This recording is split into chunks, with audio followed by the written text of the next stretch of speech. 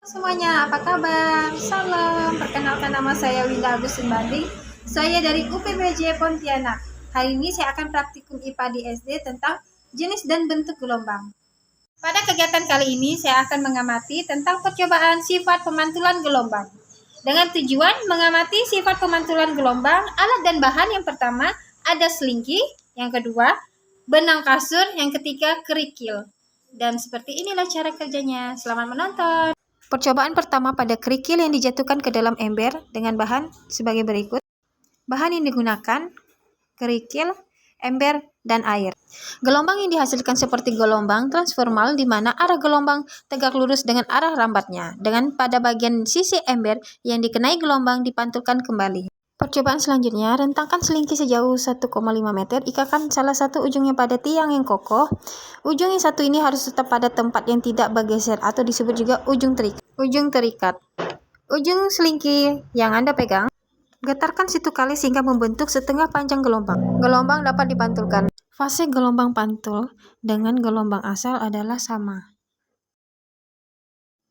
Ujung selingki yang terikat, sekarang ikat dengan benang yang panjangnya 1,5 meter. Ujung selingki ini sekarang dapat bergerak bebas, oleh karena itu kita sebut selingki ujung bebas. Fase gelombang pantul dengan gelombang asalnya adalah sama. Keterangan sifat pemantulan gelombang adalah perubahan arah perambatan gelombang saat menabrak suatu penghalang yang harus mematuhi dua hukum utama, sudut datang sama dengan sudut pantul. Dan gelombang datang, gelombang pantul, serta garis normal terletak pada satu bidang datar. Pemantulan terjadi ketika gelombang kembali ke medium asal setelah membentur batas medium. Sifat pemantulan gelombang perubahan arah, gelombang akan membalik arahnya dan kembali ke medium asalnya. Hukum pemantulan berlaku hukum yang mengatur sudut datang dan sudut pantul. Sudut datang, sudut pantul, besar sudut datang gelombang sama dengan besar sudut pantulnya. Satu bidang datar, gelombang datang, gelombang pantul, dan garis normal atau garis tegak lurus terhadap permukaan pantul berada dalam satu bidang datar yang sama. Ketergantungan pada jenis ikatan. Sifat pemantulan juga dipengaruhi oleh cara gelombang itu diikat ke ujungnya. Ujung terikat kuat, gelombang pantul berlawanan fasa dengan gelombang datang. Ujung bebas, gelombang pantul memiliki fase yang sama dengan gelombang datang.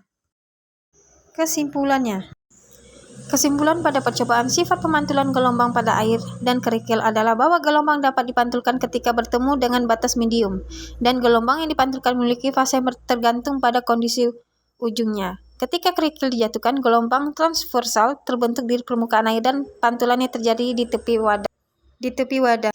Kemudian pada percobaan sifat pemantulan gelombang pada selingki yang diikat menggunakan benang kasur adalah bahwa gelombang dapat dipantulkan dan pelakuan ikatan yang menentukan fase gelombang pantul. Ujung yang diikat kuat akan memantulkan gelombang dan fase berlawanan gelombang datang. Sementara jika ikatan dibuat bebas dengan benang kasur, maka gelombang pantul memiliki fase yang sama dengan gelombang datang.